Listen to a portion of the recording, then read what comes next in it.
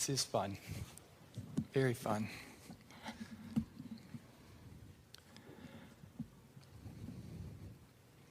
I'm feeling that gratitude, and I just wanted a little help with something you said about, well, many of us in this room, in terms of purpose, are wanting to make the world a better place. And yet the true purpose is really to find our own joy and expand on that joy. Because that does make the world a better place. Yes, so I just was wanting a little help in They all go aligning together, that. don't they? It all goes together. In other words, you want to make the world a better place, and so you find your better place and radiate your better place, and then the world is benefited by the better place that you've found. And that's like the family of teachers that Our friend offered just now the word gratitude, and so did you. And we like to playfully say to you that in gratitude, there's often a little resistance because there's the feeling of what you've overcome. Where in appreciation, there's just true alignment with all that you are. And then you spoke to that. In other words, you used the word gratitude because it was a very good vibrational representation of what you were feeling, because now then you went right into wanting to make the world a better place. Meaning there, and in wanting to make the world a better place, there is attention to the world that could improve or to the world that could be fixed. And we want to remind all of you that you can't exactly get there from there. It's the first step. It's the knowing what I don't want, which helps you to know what you do want. But by moving into appreciation, by reaching for the emotion of appreciation. We've been talking about emotions, and we've been talking about the language of emotion. We've been talking about this emotional grid. And we would like to say that in reaching for the emotion of appreciation, which is a pretty easy emotion to find in an environment like most of you are living in, where the sun comes up every morning and the water moves around your planet, and the seeds continue to germinate and the food continues to grow and the babies continue to be born and life continues to go on and the planet continues to spin in its orbit, and there is so much beauty in nature and in humans and in everything if you're looking for it. So in that decision to build an emotional grid, and in the deciding to reach for the emotion of appreciation as often as you can you see how not only do you keep getting new starting points that equal your point of attraction, but in that process you cannot help but fulfill the goal that you just identified here, is that you do make the world a better place. Appreciation just perpetuates more. The word itself, even in a financial setting, means adding unto that which is. It is appreciating, it is becoming more of that which it is, you see. Good. Really good. Wonderful. That's what I was sent here to do, was to ask for that rampage of appreciation for the last 2 days and for the grid All and right, the beasts and the... Let's get to it. Let's get to and it. the sacks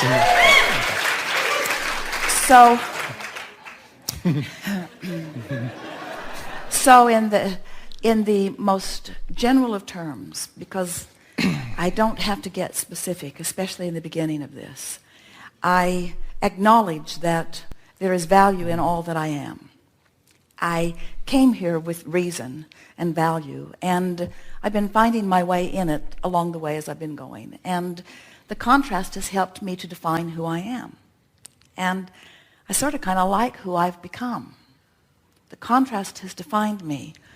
And I know that there is more that has been defined than I have been able to figure out how to allow. And I'm eager in discovering how to allow more fully who I really am. When I think about becoming more, sometimes I acknowledge that I'm not complete, or I'm not fulfilled, and there's a sort of lackful vibration in that I know is not serving me. And I appreciate the emotional guidance I get when I feel that, because I get a little empty feeling whenever I strive for improvement. And I can feel that there's something in the recognizing that striving for improvement is not a necessary thing, because evolution and expansion is the most natural thing in the universe. I can't cease expanding. And so I don't need to make improvement or expansion my goal because I can't stop it no matter what.